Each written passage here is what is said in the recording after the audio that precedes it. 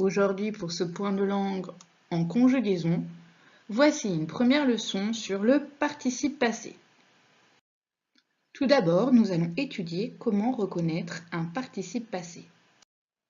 Le participe passé provient d'un verbe. C'est un mode impersonnel du verbe. Impersonnel signifie qu'on ne peut pas conjuguer à des personnes. Regardez ce tableau de conjugaison. On peut repérer 3 modes impersonnels, l'infinitif, le participe et le gérondif. À l'inverse, les modes indicatif, conditionnel, subjonctif et impératif sont des modes personnels. En effet, à ces 4 modes, le verbe se décline à plusieurs personnes. Par conséquent, le participe passé ne se conjugue pas, mais il peut s'accorder en genre et en nombre. Qu'est-ce que cela veut dire? Il se comporte alors comme un adjectif.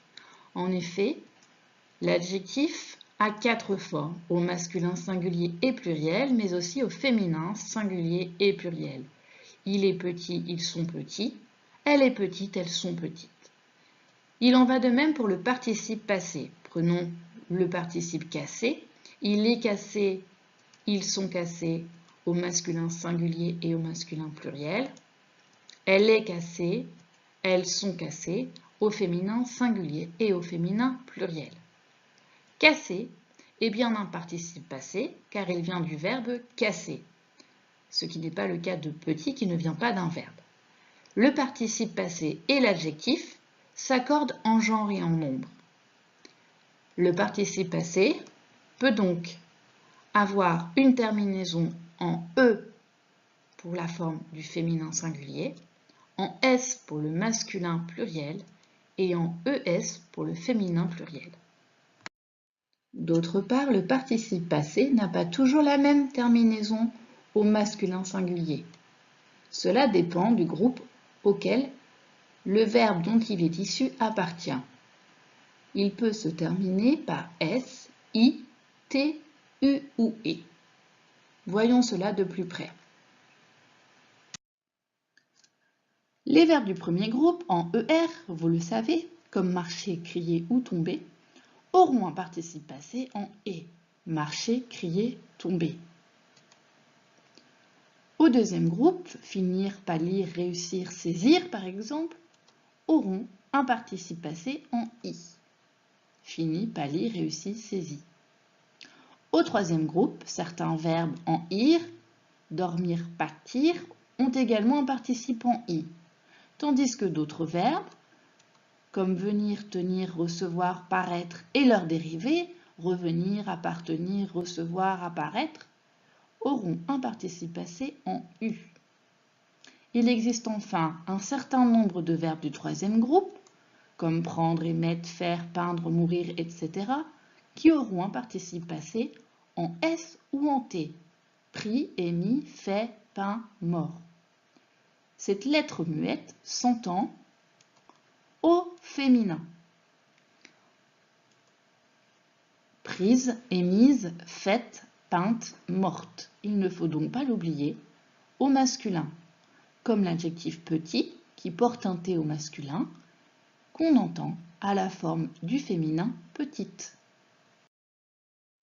Enfin, le participe passé peut avoir 2 valeurs, une valeur verbale et une valeur adjectivale.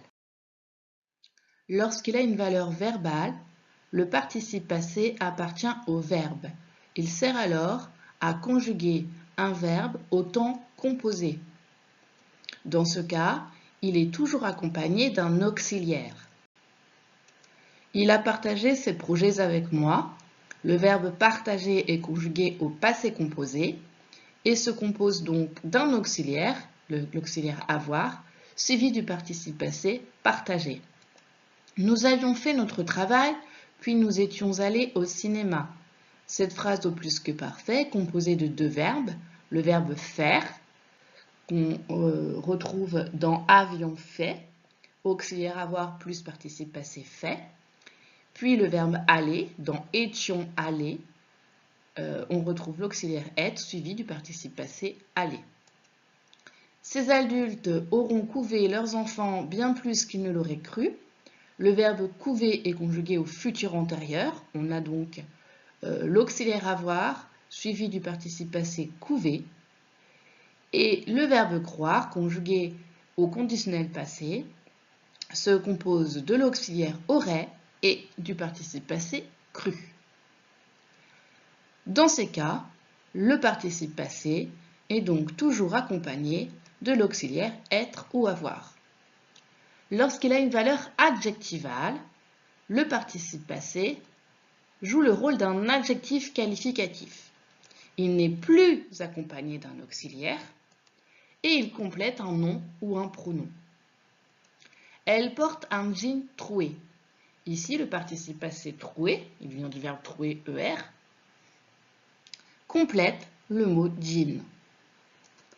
Déjà cuite, la tarte est prête. Cuite, le participe passé du verbe cuire, complète le nom la tarte. Les murs sont sales et abîmés. Dans cette phrase, le participe passé abîmé, qui vient du verbe abîmer ER, complète le nom mur. Enfin, endormie, elle ne se réveilla pas. Le participe passé endormi, du verbe endormir, complète le pronom personnel elle.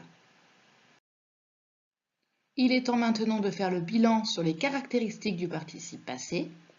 D'abord, il provient d'un verbe, c'est un mode impersonnel et il ne peut se conjuguer à 6 personnes.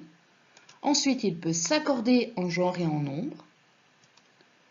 Au masculin singulier, il peut se terminer par S, I, T, U, E. Vous pouvez retenir le mot situé. Et enfin, il peut avoir deux valeurs. Une valeur verbale qui le rapproche du verbe et une valeur adjectivale qui le rapproche de l'adjectif. Voilà, à présent, vous savez identifier un participe passé.